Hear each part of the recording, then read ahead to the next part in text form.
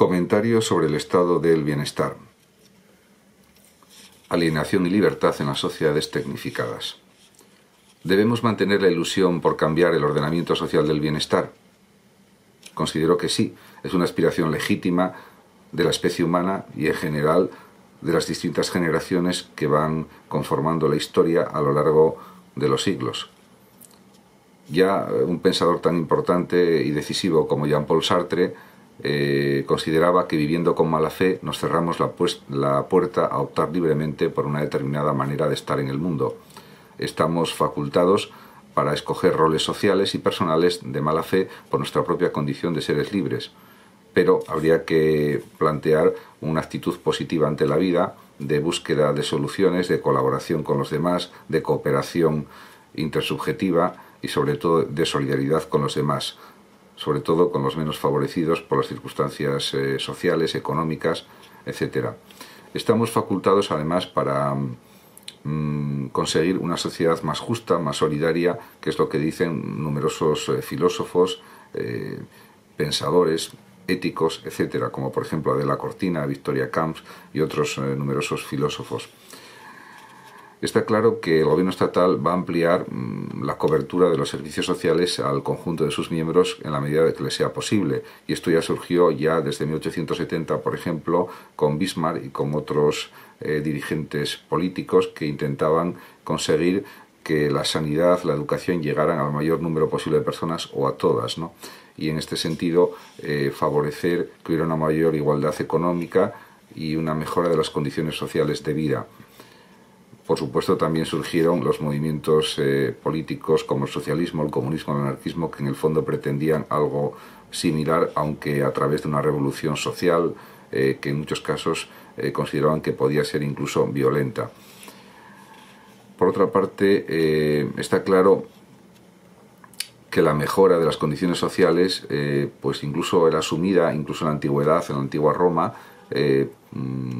por los propios dirigentes romanos, en cierto sentido, aunque es verdad que entonces existía la esclavitud tanto en la antigua Roma como en Grecia, pero posteriormente este servicio social a la gente más desfavorecida, etcétera, lo fueron asumiendo las organizaciones eclesiásticas, la Iglesia cristiana, por ejemplo, etcétera.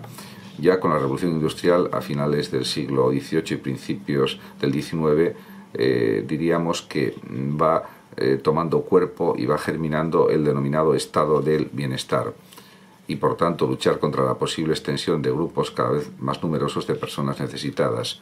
Es verdad que surgió a finales del XVIII y principios más bien del XIX el utilitarismo a través de Bentham, Stuart Mill, Jaime Mill, etc., y que pretendían que hubiera el mayor número posible de personas dispusieran de unas mejores condiciones de vida, el mayor bienestar posible para el mayor número posible de personas, que viene a decir el utilitarismo inglés británico.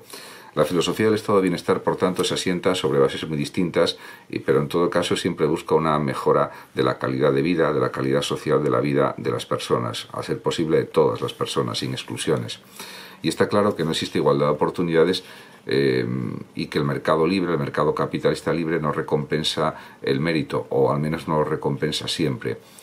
Ya no se dependerá, por tanto, de la caridad pública y privada. Eso significa que hay un acceso, en teoría, a un ámbito de justicia social. Y está claro que es algo muy positivo pretender la mejora y ampliación de los servicios públicos, como el servicio educativo, el servicio sanitario, etc., y aumentar también la renta real en general de las personas. Uno de los objetivos de un estado de bienestar sería lograr la distribución de la renta, un sistema tributario progresivo y la actualización periódica de los salarios mínimos, también de las pensiones, etc. Existen distintas figuras como la incapacidad permanente, absoluta y otras que buscan un mayor equilibrio económico y social y buscan compensar los problemas, diríamos, sociales y económicos de las personas. Destacamos también, o se puede destacar también, la figura de los seguros privados obligatorios, que es una figura muy positiva para propiciar un mayor bienestar individual y social.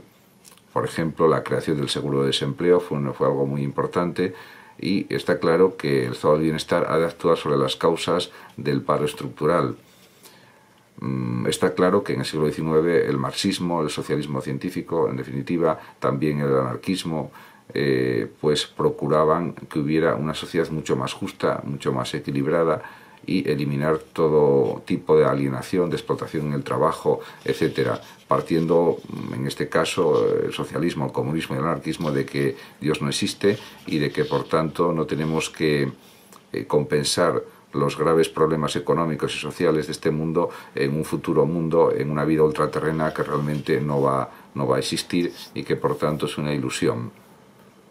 Según Rousseau, considera que en el contrato social los derechos del individuo van a ser cedidos a la sociedad por el intermedio de la cláusula del contrato social.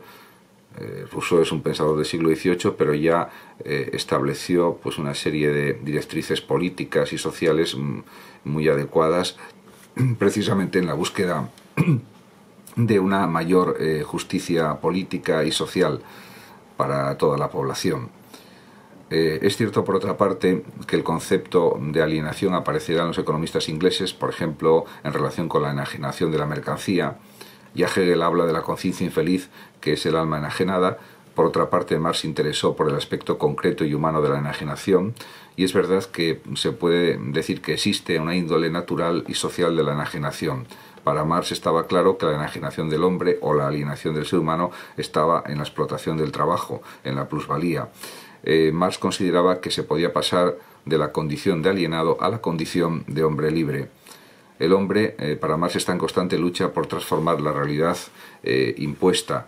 De hecho, él estaba en contra de los planteamientos idealistas, espiritualistas, por ejemplo, de Hegel y de otros filósofos idealistas, y consideraba que la interpretación de la sociedad ya se había hecho y de la economía, y ahora lo que correspondía era cambiar esa sociedad, transformarla completamente a través del comunismo, de la eliminación de la propiedad privada y de otras medidas. Por eso insiste Marx en la supresión positiva de la propiedad privada, resultado de la desaparición de todo extrañamiento, de toda enajenación, de toda alienación. Y la libertad, además, depende del carácter y de las circunstancias concretas y externas. Por otra parte, el determinismo elimina lo más específico del hombre, la libertad, con lo cual se puede considerar que hay un cierto indeterminismo en la propia vida, ya que somos libres y no hay un destino fijado como pensaban los estoicos. La vida realmente no está escrita. Para Aristóteles, por ejemplo, lo mejor será la elección de un modo permanente del justo medio en la conducta. Ya San Agustín decía que el albedrío era elegir entre el bien y el mal, y la libertad sería el buen uso del libre albedrío. Para Rousseau, obedecer las leyes establecidas por la sociedad es ser libre, porque si obedecemos las leyes todos, respetamos a los demás y, diríamos, somos realmente libres. La libertad, además, se puede considerar que es la realización plena de la persona y la desaparición de la enajenación humana, de la alienación humana.